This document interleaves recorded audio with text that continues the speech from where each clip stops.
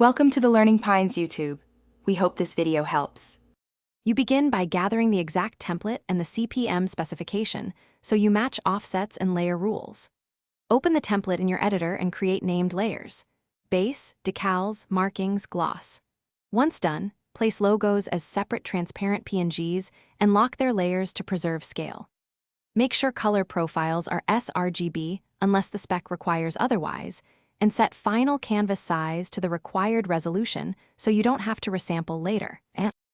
Now you map art onto the UV layout. Snap each decal to its assigned UV island and preview on a quick 3D mock to verify placement. Use vector masks for seams and keep a 1/8 inch bleed where panels meet so textures don't show gaps.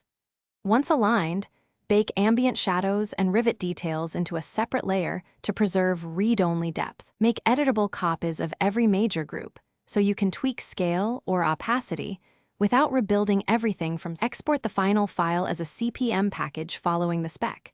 Include metadata, thumbnails, and compress textures to the required format. Install the package into the game or sim and load a live test to inspect seams, lighting, and filtering at different distances. If colors shift or seams appear, recheck your color profile, verify UV scale, and ensure file names match the manifest. Troubleshooting tip: if decals misalign, reload the exact template. Compare the decal anchor coordinates and re-export just that layer. Thanks for watching. Consider subscribing if we helped you.